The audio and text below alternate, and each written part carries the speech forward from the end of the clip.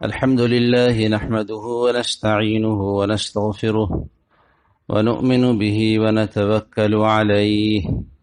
ونعوذ بالله من شرور أنفسنا ومن سيئات أعمالنا من يهده الله فلا مضل له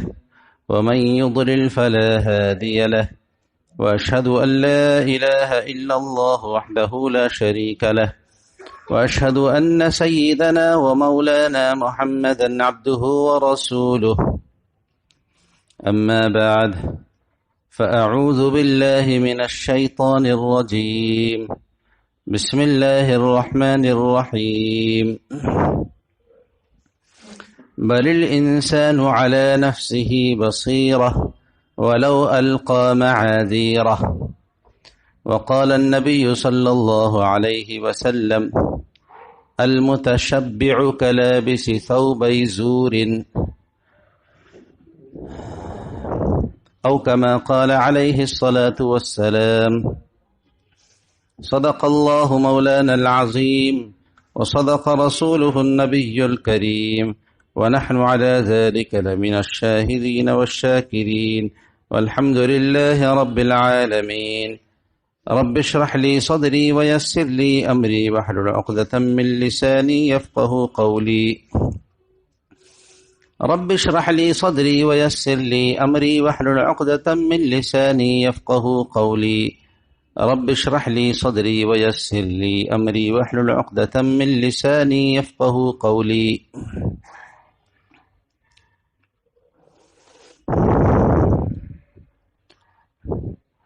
اللہ کے پسندیدہ بندے وہ ہیں کہ جن پر ان کے عیوب اور ان کی جو خامیاں ہیں وہ ان پر ظاہر ہو جائیں۔ اس کا مطلب یہ ہے جو لوگ اپنے عیوب کو دیکھ کر زندگی بسر کرتے ہیں اور اپنے عیب کو جانتے ہیں تو ظاہر ہے کہ ان عیبوں کو وہ درست کرنے اور ٹھیک کرنے کی بھی کوشش کرتے ہیں، تو بزرگوں نے لکھا ہے کہ یہ اللہ کے نزدیک اس کے پسندیدہ ہونے کی علامت ہے۔ اور جن لوگوں کو اپنا عیب نظر نہیں آتا تو یوں سمجھو کہ اللہ ان سے ناراض ہے۔ اللہ جن سے راضی ہوتا ہے تو انہیں ان کے عیوب بتا دیتا ہے، اللہ جن سے ناراض ہوتا ہے ان کے عیوب ان پر نہیں کھولتا بلکہ ان عیبوں کو وہ ہنر سمجھتے ہیں۔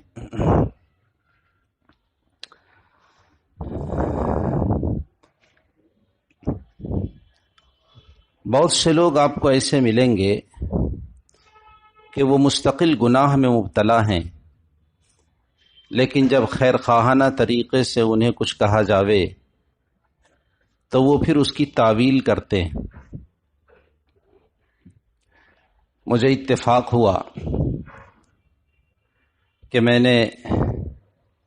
چوروں سے ملاقات کی، جو باقاعدہ چور تھے ان سے میں ملا، تو میں نے کہا کہ بھائی تم چوری کیوں کرتے تھے؟ تو کہا کہ مولانا صاحب چوری ہم اس لیے تھوڑا ہی کرتے تھے کہ کوئی اپنا پیٹ بھرنا تھا، بلکہ ہم چوری کر کے غریبوں کی مدد کرتے تھے۔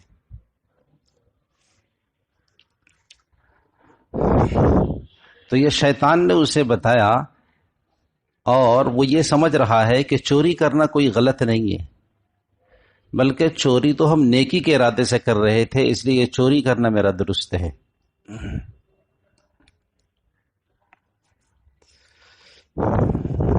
یہ بہت خطرناک مرحلہ ہوتا ہے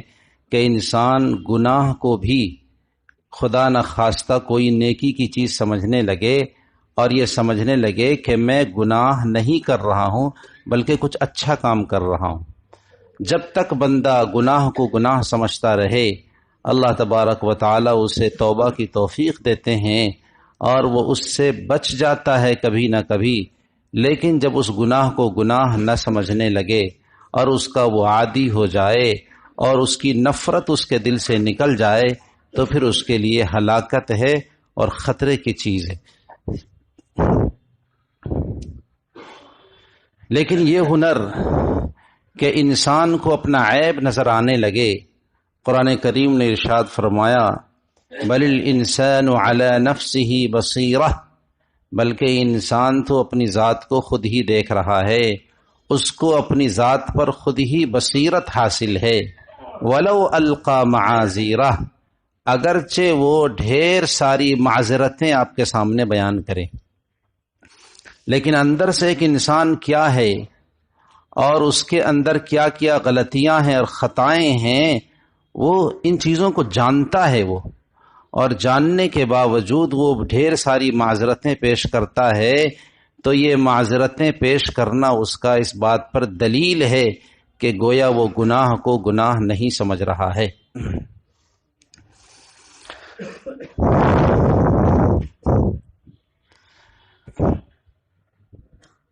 ایک بزرگ ایک صاحب سے ملے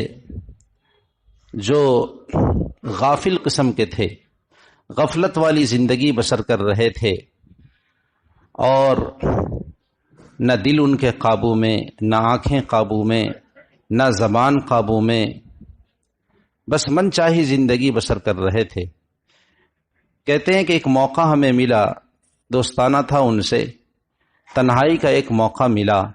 تو ہم نے انہیں سمجھانے کی کوشش کی۔ ہم نے انہیں سمجھانے کی کوشش کی کہ یہ غفلت والی زندگی اچھی نہیں ہے،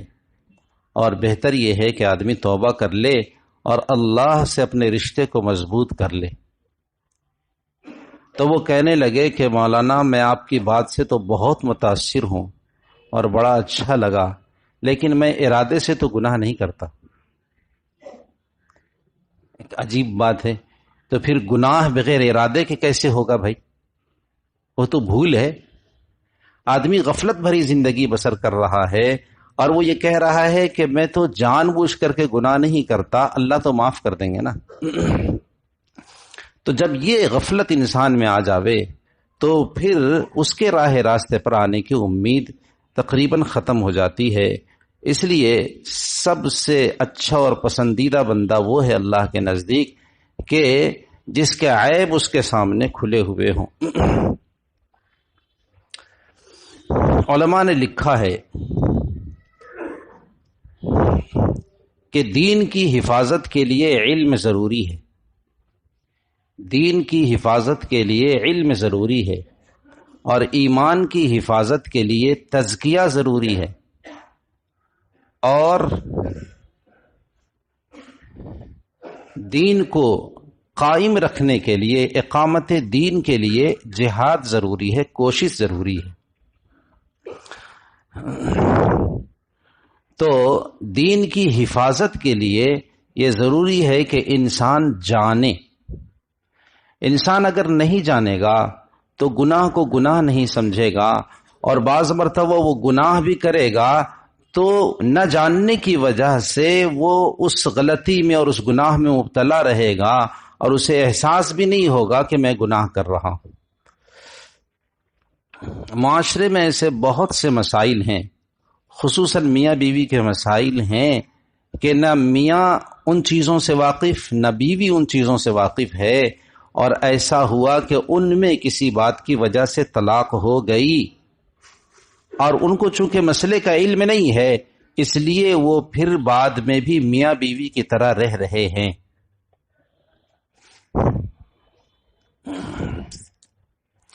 ان چیزوں کا پتہ صرف دو آدمیوں کو چلتا ہے۔ جسمانی بیماریوں کا پتہ حکیم کو چلتا ہے، ڈاکٹر کو چلتا ہے، اور روحانی بیماریوں کا پتہ پیر کو اور عالم کو چلتا ہے، امام صاحب کو چلتا ہے۔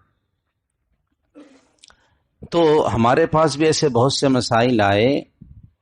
کہ معلوم ہوا کہ ان لوگوں نے آپس میں جدائی اختیار نہیں کی، حالانکہ ان کی طلاق ہوئے کئی سال ہو چکے ہیں۔ ان کو یہ معلوم ہی نہیں کہ یہ طلاق بھی ہو گئی۔ کچھ کا کہنا ہے کہ غصے میں طلاق دی، غصے میں طلاق تھوڑی ہوتی ہے۔ کچھ کا کہنا ہے کہ طلاق تو دی لیکن ہم نے تو سنی نہیں نا، جب سنی نہیں تو طلاق کیسے ہو گئی؟ ایک گھر کا تو ایسا بھی واقعہ ہے کہ شوہر نے ساس، سسر اور سالی وغیرہ اور بیوی کی موجودگی میں اس نے طلاق دی، اور سب نے یوں کہا کہ نہیں تم کیا بول رہے ہو، ہمیں کچھ پتا نہیں، بس تم کیا بول رہے ہو ہمیں پتا نہیں، ہم تو سن ہی نہیں رہے تیری بات کو۔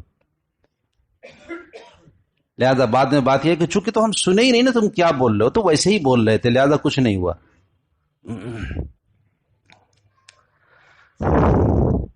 اور پورا دونوں طرف کا خاندان اس کوشش میں ہے کہ ہر حال میں دونوں ساتھ رہیں۔ اب مسئلہ معلوم نہ ہونے کی وجہ سے دونوں گناہ میں مبتلا ہیں، اور اس کے ساتھ ساتھ دونوں خاندان گناہ میں مبتلا ہے، اور اس گناہ کا احساس نہیں ہے، وہ اس کو ہنر سمجھ رہے ہیں کہ چلو گھر کا عیب چھپ گیا۔ ابھی ایک واقعہ پیش آیا، میرے سامنے ایک مسئلہ آیا کہ ایک صاحب نے غصے سے طلاق دے دی ہے، اور وہ بھی 3 ہی نہیں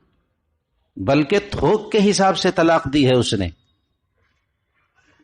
اور پھر وہ چونکہ سنجیدہ طبقے سے تعلق رکھتا ہے، تھوڑا پیسے والا ہے،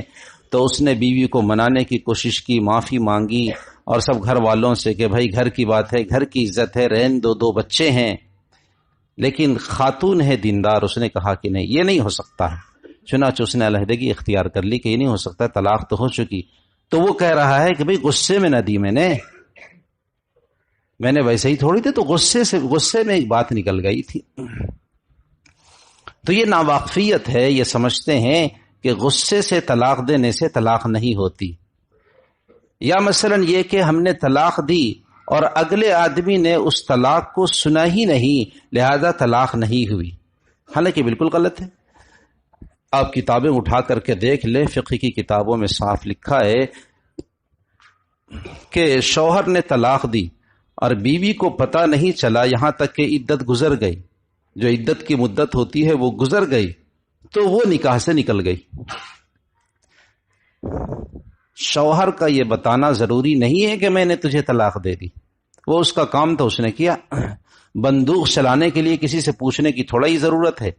بندوق چلائی، گولی لگ گئی، اس کے بعد سامنے والے کو مر جانا ہے۔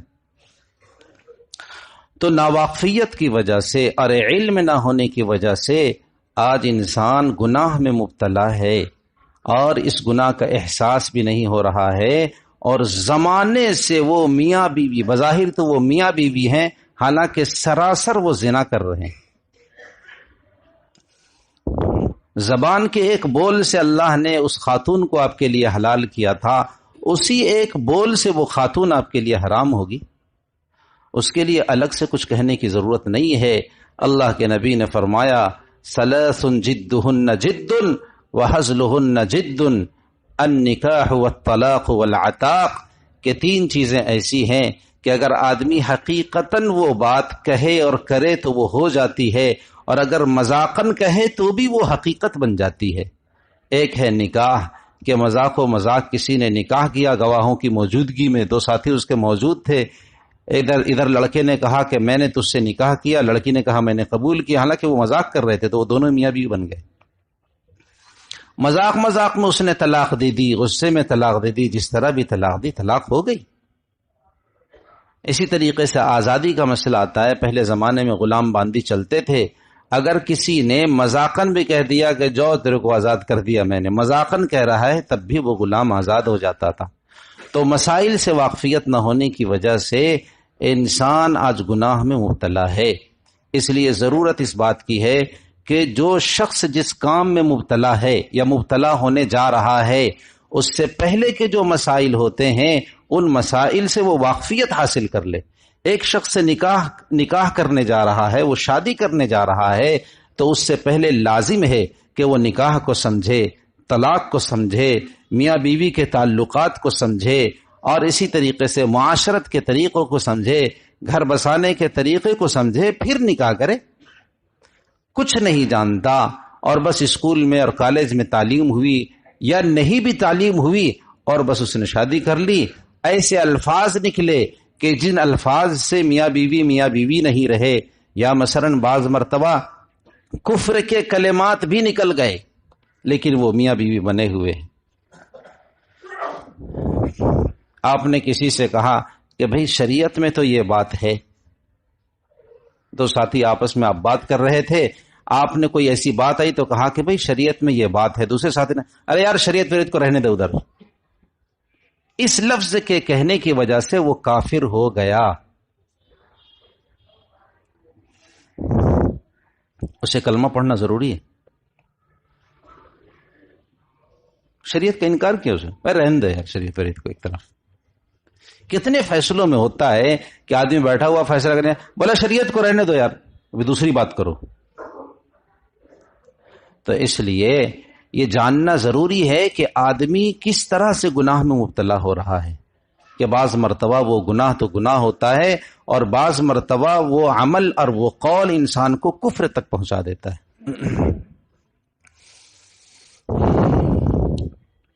حفاظت دین کے لیے اور حفاظت دین کے لیے ضروری ہے کہ انسان کا تزکیہ ہونا چاہیے۔ تزکیہ کا مطلب یہ ہے کہ انسان کے اندر کے جو جذبات ہیں اور انسان کے اندر کی جو کیفیت ہے وہ ساری کیفیت اور وہ سارے جذبات دین اسلام کے تابع رہیں، اس کا نام ہے تزکیہ۔ آپ کے دل میں ہر طرح کے جذبات ابھر رہے ہیں، کسی کے خلاف ابھر رہے ہیں، کسی کی موافقت میں ابھر رہے ہیں، تو اس سے پہلے آپ کو یہ غور کرنا ہے کہ ہمارے یہ جذبات اسلام کے مطابق ہیں یا نہیں۔ آپ مثلا کسی سے بہت خوش ہو رہے ہیں اور خوشی کے جذبات کا اظہار کرنا چاہتے ہیں آپ، یا آپ کے دل میں خوشی کے جذبات ہیں، تو یہ دیکھنا ہوگا آپ کو کہ جن چیزوں سے آپ خوش ہو رہے ہیں شریعت بھی آیا اس میں خوش ہے یا نہیں۔ آپ جس شخص پر غصہ کر رہے ہیں یا جس شخص سے آپ بغض رکھ رہے ہیں تو اس کی بنیاد کیا ہے، یہ آپ کو دیکھنا ہوگا کہ شریعت نے آیا اس بنیاد پر اس شخص سے بغض رکھنے کو کہا ہے یا نہیں۔ تو کسی سے کینہ رکھنا، بغض رکھنا اور کسی سے نفرت کرنا اور اس سے عداوت رکھنا اور کسی کو برا سمجھنا اور کسی کی تحقیر کرنا، یہ چیزیں، یہ جو عمل ہے یہ دل کا عمل ہوتا ہے، یہ دل کا فعل ہوتا ہے۔ اس میں انسان کو یہ دیکھنا ہوگا کہ ہمارے جو جذبات اندر سے چل رہے ہیں ان جذبات کا تعلق اسلام سے کس طرح کا ہے۔ اگر یہ صحیح ہیں تو صحیح ہے، اگر اسلام اس کی اجازت دیتا ہے تو وہ صحیح ہے، اور اگر اسلام ان جذبات سے منع کرتا ہے تو ایسی صورت میں آپ خطرے میں ہیں، آپ کا ایمان گویا خطرے میں ہو گیا۔ ایمان کی حفاظت کے لیے ضروری ہے کہ انسان کا دل صاف ستھرا رہے، کہ اس کے جذبات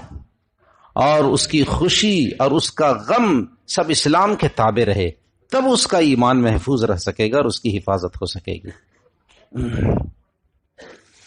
اور دین کو باقی رکھنے کے لیے ضروری ہے کہ انسان دین کے لیے محنت کرے اور کوشش کرے، اور کوشش کرنے کی جتنی بھی صورتیں ہیں جد و جہد کی، وہ ساری کی ساری صورتیں ہیں، کسی کا انکار نہیں کیا جا سکتا۔ لہذا جو جس لائن سے محنت کرے دین کو باقی رکھنے کے لیے اور دین کو قائم رکھنے کے لیے، یہ سب اقامت دین کا حصہ ہے۔ تو اصل یہ ہے کہ انسان اپنے عیوب کو جانے اور یہ سمجھے کہ ہمارے اندر کیا عیب ہے۔ اللہ کے نبی صلی اللہ علیہ وسلم نے ارشاد فرمایا، المؤمن مرآت اخیہ، کہ ایک مسلمان بھائی دوسرے مسلمان بھائی کے لیے آئینہ ہے۔ اس سے معلوم ہوا کہ انسان کو خود اپنے عیوب کا پتہ نہیں چلتا۔ جب تک بیمار انسان کسی ڈاکٹر کے پاس نہ جائے اس کو اپنی بیماری کا صحیح سے پتہ نہیں چلتا۔ بعض مرتبہ پتہ چل جاتا ہے کہ ہمیں اس طرح کی بیماری سمجھ میں آ رہی ہے، لیکن پورے طور پر بیماری کا پتہ نہیں چلتا جب تک وہ ڈاکٹر کے پاس نہ پہنچے۔ لہذا اپنے عیوب کا پتہ انسان کو نہیں چلتا ہے جب تک وہ کسی اور متقی شخص کے پاس نہ پہنچے، پرہیزگار انسان کے پاس نہ پہنچے، اور اپنے عیوب کو، جو کمیاں ہیں، جو خامیاں ہیں، جو جذبات اس کے اندر آتے ہیں، ان جذبات کو وہ ان کے سامنے بیان نہ کرے، تب تک اس کے عیوب نکھر کر سامنے نہیں آتے۔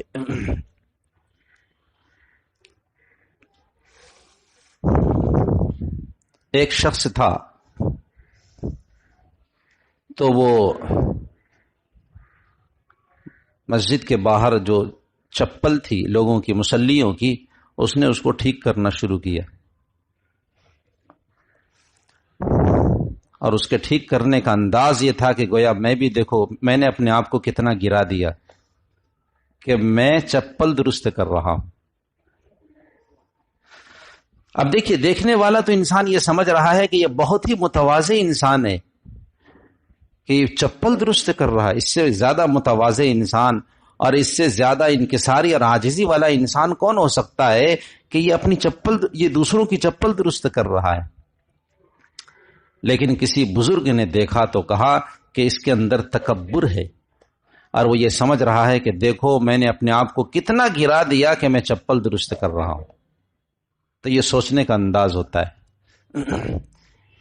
اس لیے بعض مرتبہ ایسا ہوتا ہے کہ ایک انسان ایک کام کو کر رہا ہے اور اسے وہ نیکی کا کام سمجھ رہا ہے، لیکن دھوکے کی وجہ سے وہ نیکی سمجھ رہا ہے، حقیقت میں وہ نیکی نہیں ہے۔ حضرت جنید بغدادی رحمہ اللہ جو بہت بڑے بزرگ ہیں، ان کے ایک مرید کا قصہ لکھا ہے کہ ان کے ایک مرید تھے،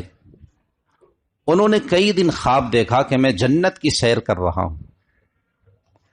بڑا اچھا لگا کہ میں جنت کی سیر کر رہا ہوں،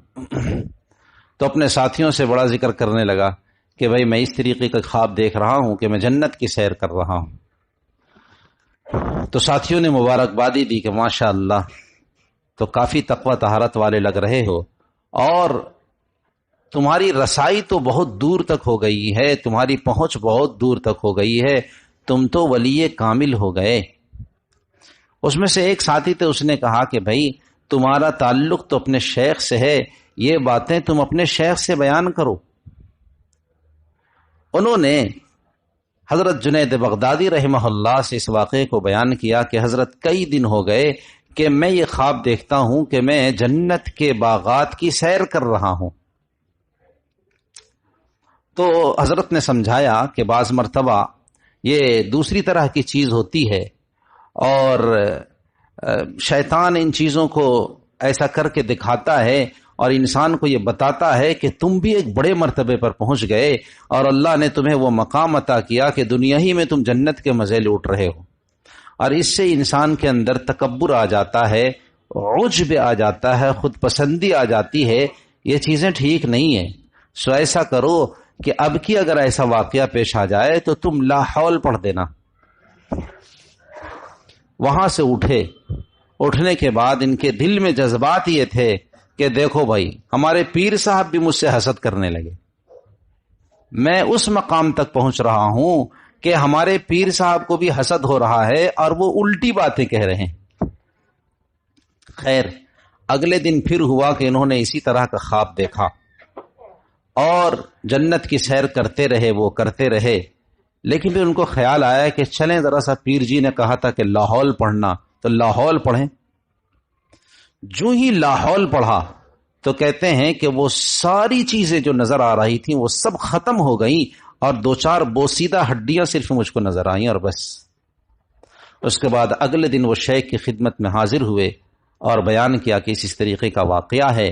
تو حضرت نے فرمایا کہ ہاں، وہ شیطان کا دھوکہ تھا اور اس کی تصویر تھی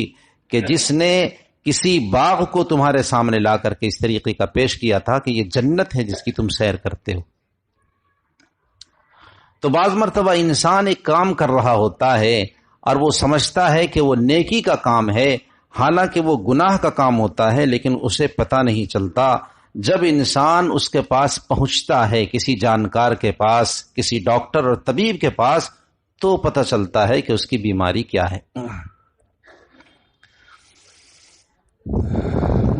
پھر گناہ ایسا ہوتا ہے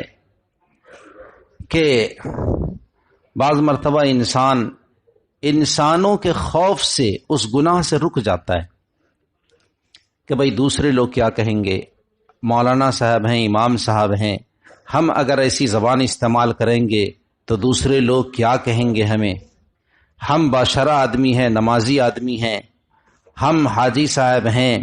ہم اگر اس طرح کی بات کہیں گے تو لوگ کیا کہیں گے، اس حجاب کی وجہ سے انسان گناہوں سے رک جاتا ہے۔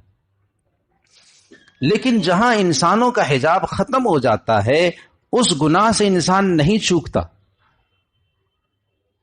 مثلا نظر بد ہے کہ انسان نامحرموں کو دیکھتا ہے،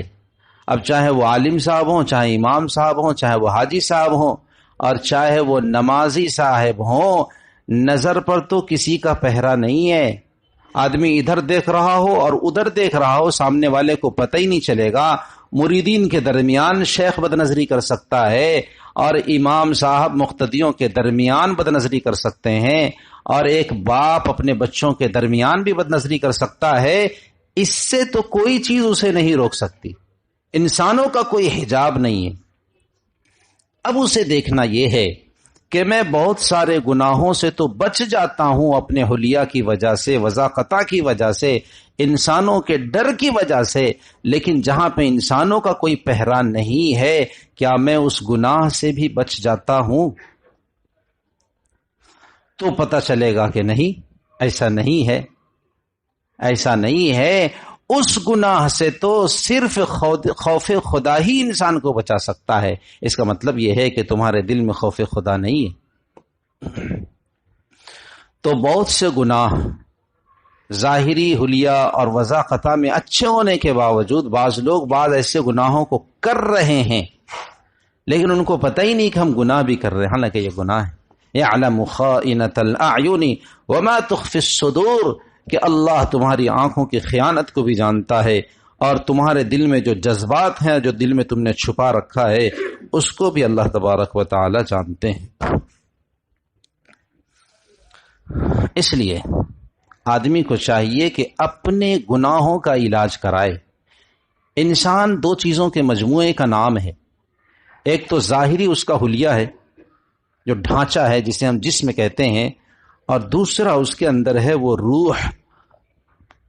لیکن صحیح دیکھا جائے تو انسان اصل میں اس روح کا نام ہے۔ کسی کا انتقال ہو گیا تو کہتے ہیں کہ فلاں صاحب کا انتقال ہو گیا، حالانکہ باڈی پڑی رہتی ہے، لیکن اس کے باوجود ہر آدمی کہتا ہے کہ فلاں صاحب کا انتقال ہو گیا۔ اور انتقال عربی لفظ ہے جس کے معنی ہے منتقل ہو جانا، یعنی یہاں سے وہاں چلا جانا۔ تو بھائی باڈی اس کی یہیں پڑی ہوئی تو اس کا انتقال کیسے ہو گیا؟ وہ تو اپنے گھر میں ہے، لیکن سب کی زبانوں پہ یہ ہے کہ نہیں فلاں یعنی زید کا انتقال ہو گیا۔ اس سے معلوم ہوا کہ ہم بھی اپنے انداز سے یہ کہنا چاہتے ہیں کہ اصل انسان روح کا نام ہے۔ اور بیماریاں دو طرح کی ہیں۔ جب انسان دو چیزوں کے مجموعے کا نام ہوا، ایک مثال کے طور پر کہ ظاہری جو ڈھانچہ ہے وہ ہے، اور ایک اس کے اندر جو روح ہے وہ ہے، جب ان دونوں چیزوں کے مجموعے کا نام ہے تو انسان دو طرح سے بیمار ہوتا ہے، ایک ظاہری طور پر بھی بیمار ہوتا ہے اور ایک باطنی اور روحانی طور پر بھی بیمار ہوتا ہے۔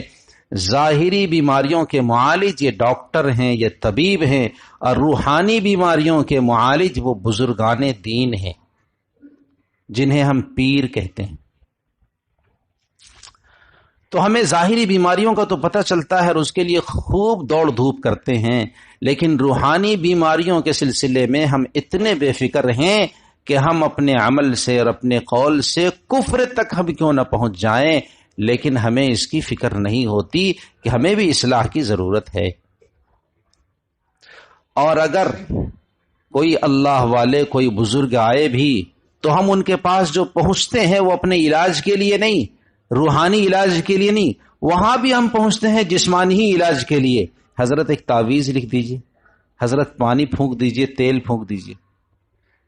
یعنی ان کے پاس بھی ہم پہنچے ہیں، حالانکہ وہ جس کے ڈاکٹر ہیں، جس کے وہ طبیب ہیں، وہ روحانی طبیب ہیں، اور آپ نے ان سے جو کام لیا وہ جسمانی خدمت کا کام لیا، روحانی خدمت کا کام نہیں لیا۔ تو یہ ہماری کمی ہے۔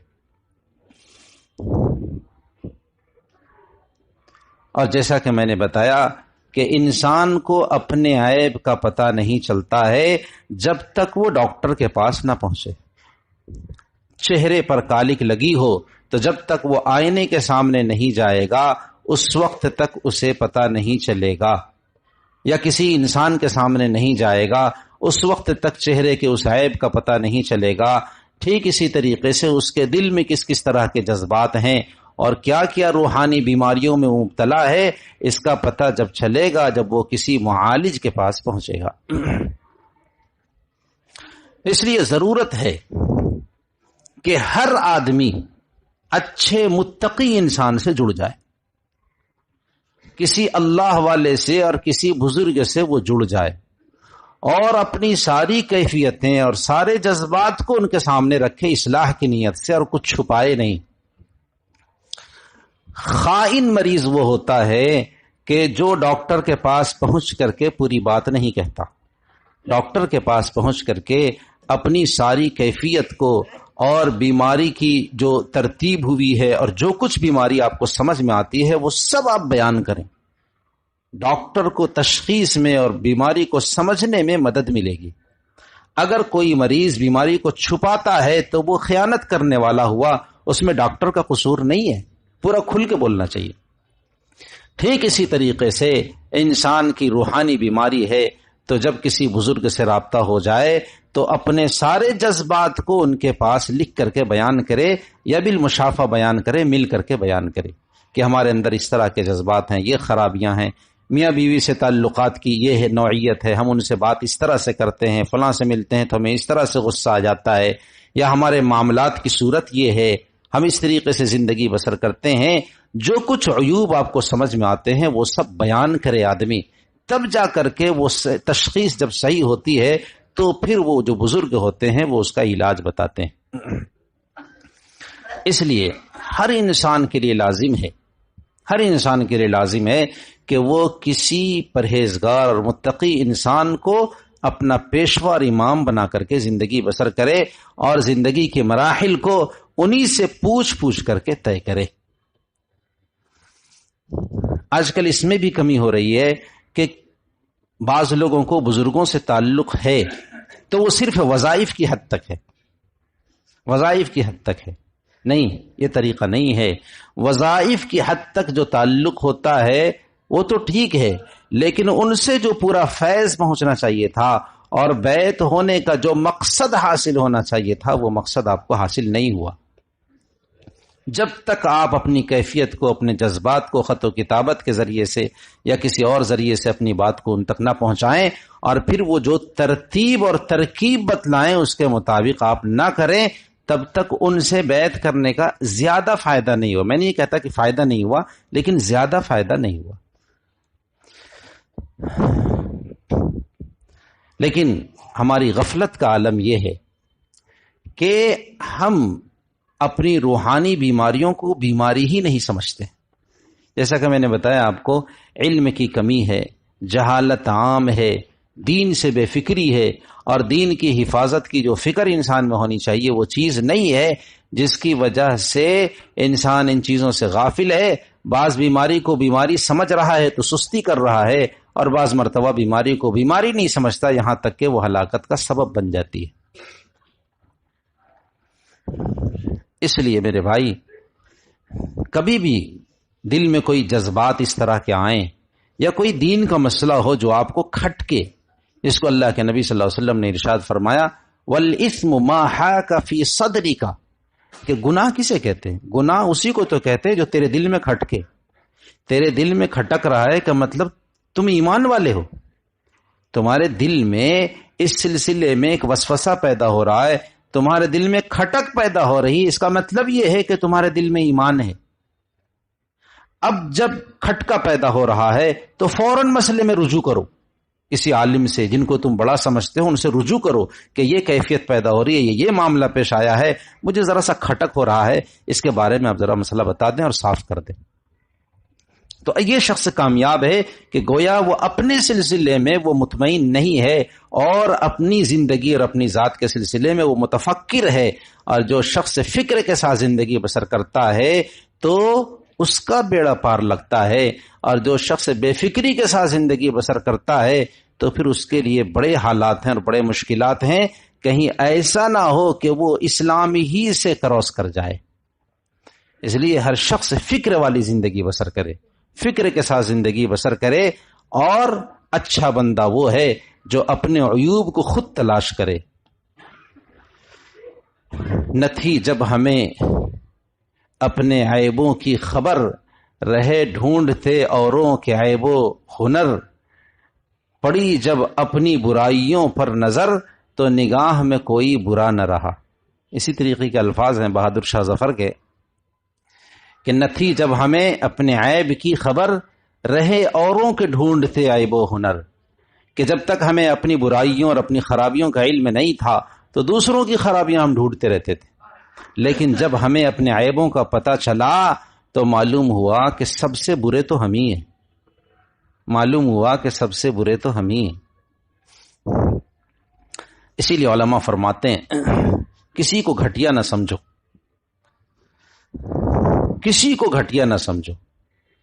عالم ہو، عالم کو تو خیر ہے ہی نہیں، عالم کو نہ سمجھے، کسی عام آدمی کو نہ سمجھے، شرابی جواری کو بھی گھٹیا نہ سمجھو، حتیٰ کہ علماء فرماتے ہیں کافر کو بھی گھٹیا نہ سمجھو، اور اس کی توضیح بیان کرا۔ اسی طرح عالم کو بھی یہ ہدایت ہے کہ کسی عالم کو گھٹیا نہ سمجھے، کسی جاہل کو گھٹیا نہ سمجھے، کسی عام آدمی کو گھٹیا نہ سمجھے، کسی شرابی کو، حتیٰ کہ کسی کافر کو بھی گھٹیا نہ سمجھے۔ ہو سکتا ہے کہ اللہ اس کافر کو توبہ کی توفیق دے دیں اور اس کی توبہ ایسی ہو اور اللہ کے نزدیک ایسی مقبول ہو کہ تم سے پہلے جنت میں چلا جائے، اور ہو سکتا ہے کہ اس شرابی کا کوئی عمل ایسا ہو جو اللہ کے نزدیک مقبول ہو۔ وہ جو ایک بدکار عورت تھی جس نے ایک بلی کو پانی پلا دیا، اس کی وجہ سے جنت میں پہنچ گئی۔ اور کتابوں میں لکھا ہے کہ عبداللہ ابن المبارک کے زمانے میں ایک بیچارہ لوہار تھا، جو لوہے کا کام کرتا تھا، دن بھر کھٹتا تھا، مسلمان تھا۔ عبداللہ ابن المبارک کو وہ دیکھتا تھا راتوں کو کہ یہ اٹھ کر کے تہجد پڑھ رہے ہیں، اور ان کے قرآن پڑھنے کی جو آواز ہے اس کے گھر تک پہنچتی تھی، تو وہ کبھی کبھی اس کی نیند کھل جاتی تھی تو وہ کہتا تھا کہ اللہ،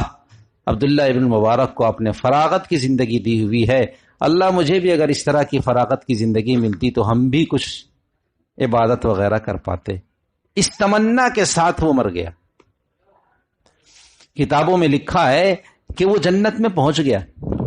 کسی نے کہا کہ بھائی جنت میں کیسے پہنچ گئے؟ کہا کہ اس تمنا کی وجہ سے اللہ نے مجھے جنت میں پہنچا دیا۔ تو اس لیے یہ جو جذبات ہمارے دل میں پائے جاتے ہیں کہ ہم پاک ہیں اور دوسرا سب ناپاک ہے، اور ہم تو نیک ہیں اور دوسرا سب گنہگار ہے، اس طرح کے جذبات انسان کو نہیں آنے چاہیے، اور اس کا مطلب یہ ہے کہ اس نے اپنی زندگی کو اور اپنے ایمان کو خطرے میں ڈالا ہوا ہے۔ اللہ تبارک و تعالی ہم سب کو اپنے عیبوں کو پہچاننے کی توفیق عطا فرمائے۔ وآخر دعوانا الحمدللہ رب العالمین۔